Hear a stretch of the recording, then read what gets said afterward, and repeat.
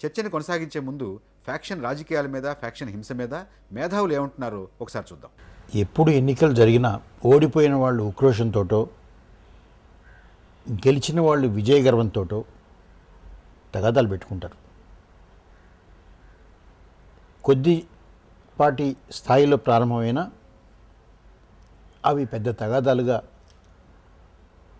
మారేటువంటి ప్రమాదం ఉంటుంది. రాజుకుంటున్నటువంటి నిప్పు కాస్త గాలి వస్తే మంటలు కలిగిస్తుంది. అటువంటి పరిస్థితి అనంతపురంలో ఉంది. కొంత పోలీసు వాళ్ళు జాగ్రత్త చర్యలు తీసుకొని ఉంటే బాగుండేదేమో అని నాకు అనిపించింది.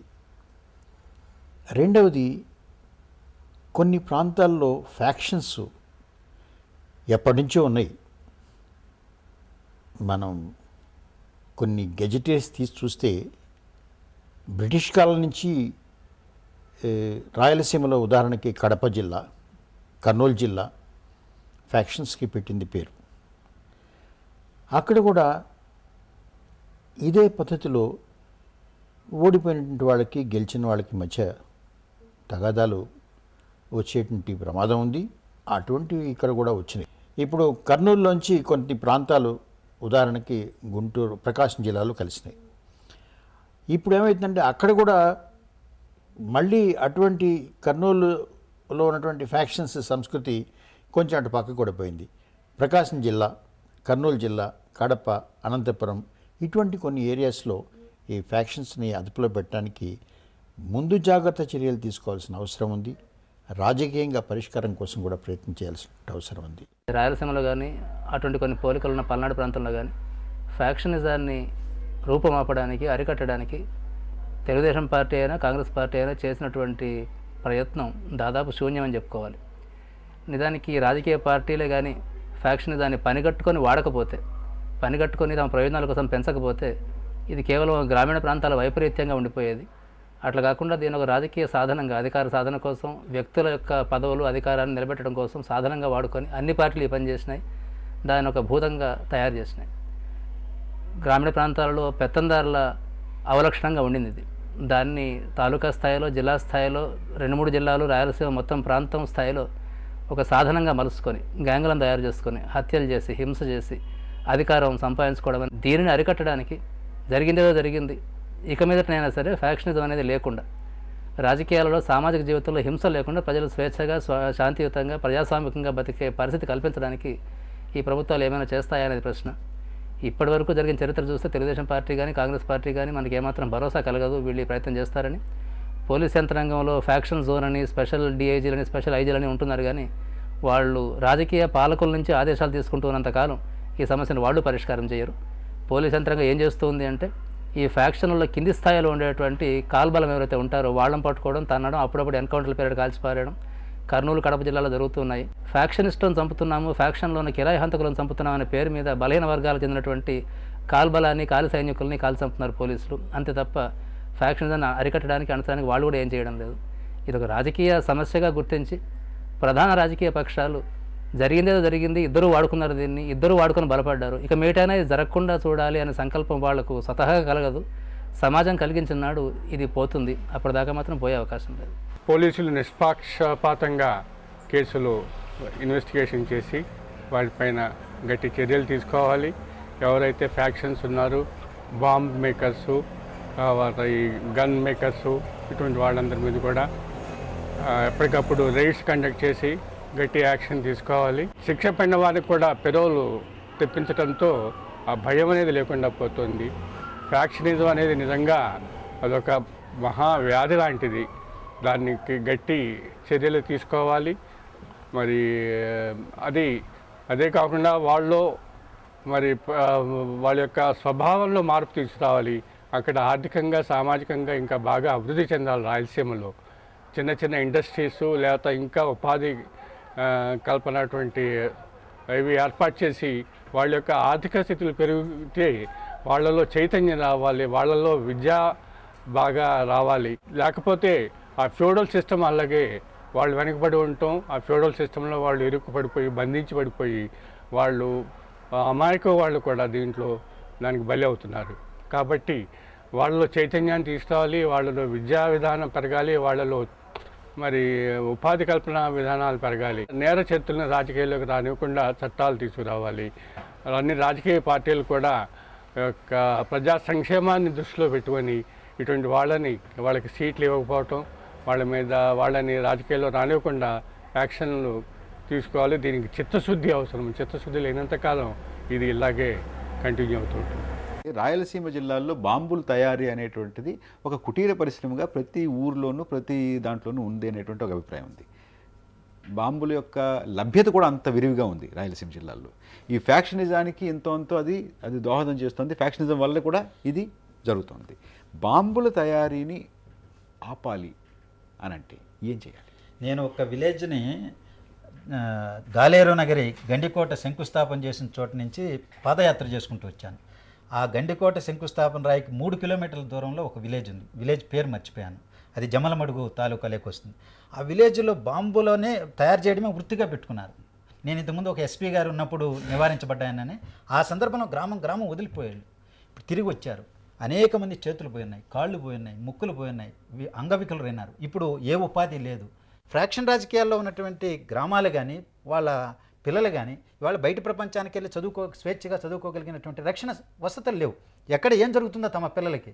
అలాగే వ్యాపార లావాదేవీలు, ట్రాన్స్పోర్ట్ పెరిగింది. వాళ్ళు ఎక్కడికైనా పోయి ఎవరైనా ఏ పనైనా చేసుకోవచ్చు. ఇవాళ స్వేచ్ఛగా ఎక్కడికంటే అక్కడికి పోయి జీవించగలము, వ్యాపారాలు చేసుకోగలము, చదువుకోగలము, ఉద్యోగాలు చేసుకోగలము, మన గ్రామాల నుంచి మన కుటుంబాల నుంచి అనేటువంటి వాతావరణం లేకుండా ఈ ఫ్రాక్షన్ రాజకీయాలు భయం గుప్పెట్లో బ్రతకాల్సినటువంటి పరిస్థితులు కలిగిస్తే అది అభివృద్ధికి అవరోధం కాదని నేను అడుగుతాను. 2 ప్రధానమైనటువంటి పార్టీలకు చెందినటువంటి నాయకులుగా మీకు ఫ్యాక్షన్ హింస, ఫ్యాక్షన్ రాజకీయాలు ఇష్టం లేదు. రఘునాథ్ రెడ్డి గారు కూడా ఫ్యాక్షన్ హింస, ఫ్యాక్షన్ రాజకీయాలు ఇష్టం లేదు.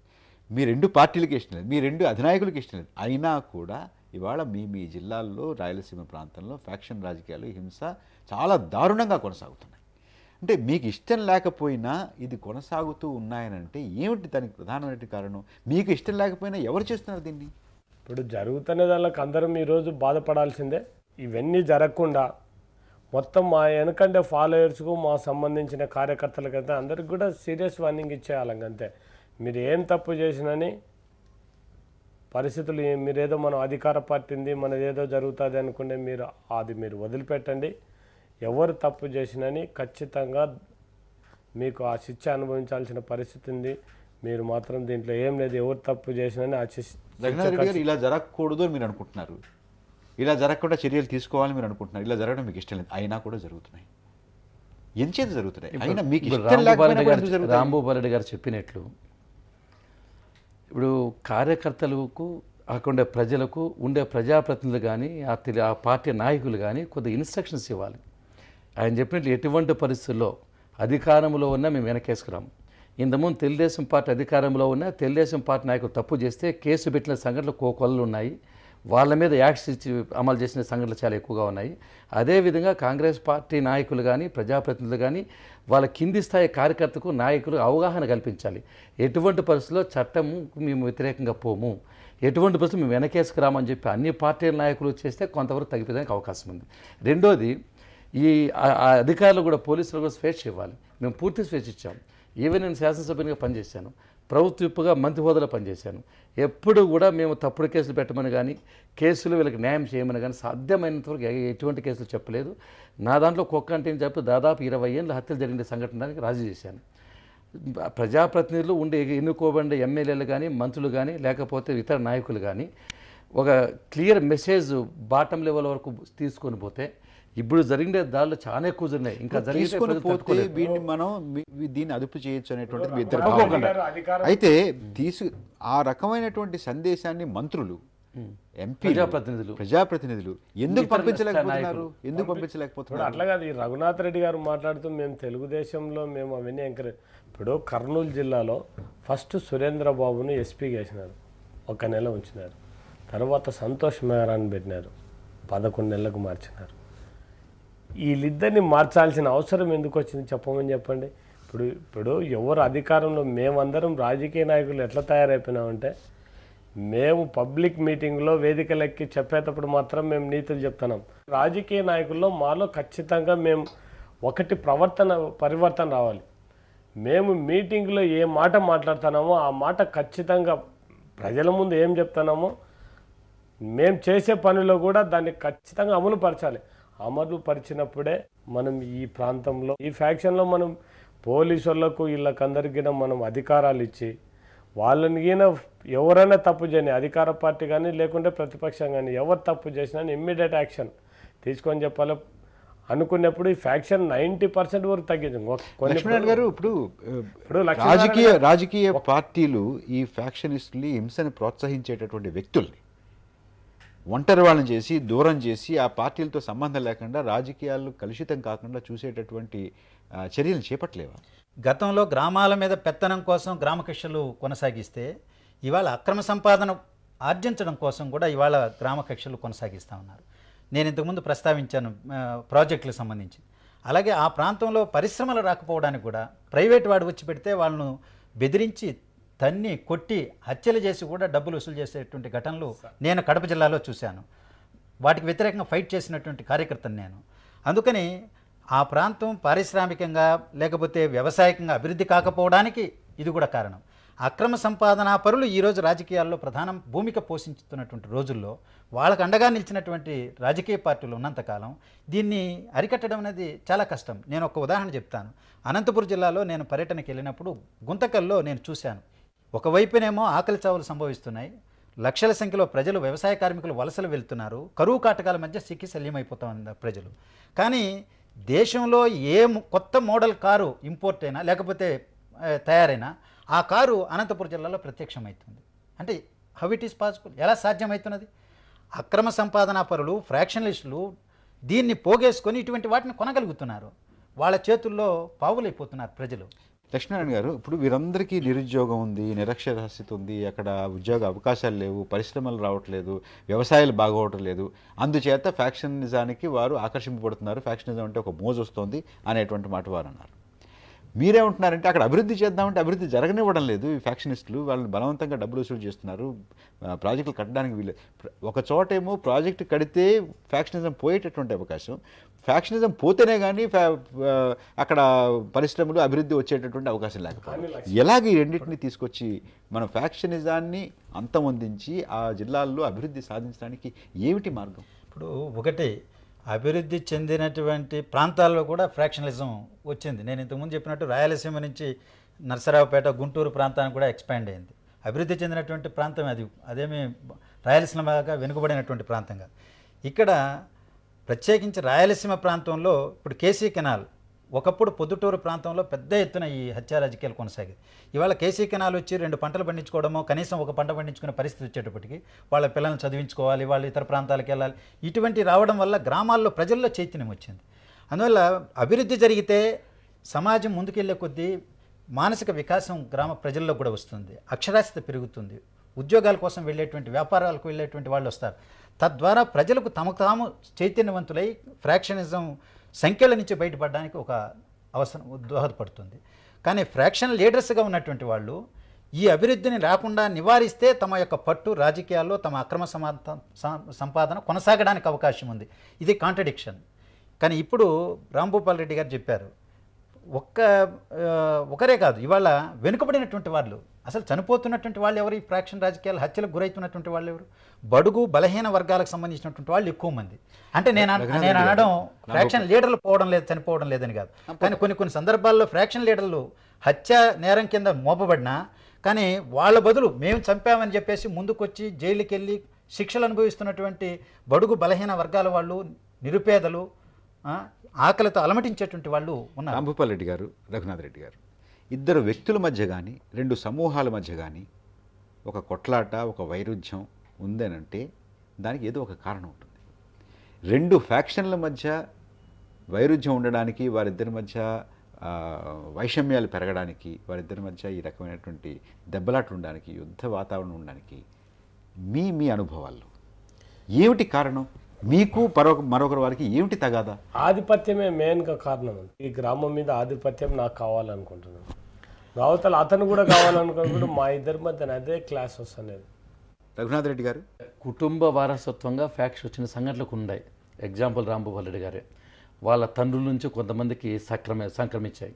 ఎందుకంటే అవతల పక్క పార్టీ ఎవరిని హత్య చేసింటే వీళ్ళు వాళ్ళు చేసింటే అది అట్లే కంటిన్యూ అవకాశం కొద్దిగా ఉండడం ఒకటి. రెండోది ఈ ఆస్తి తగాదాలు ఇటువంటివి కొన్ని ఉన్నాయి, దానివల్ల కూడా ఫ్యాక్షన్ వచ్చే అవకాశం ఉంది.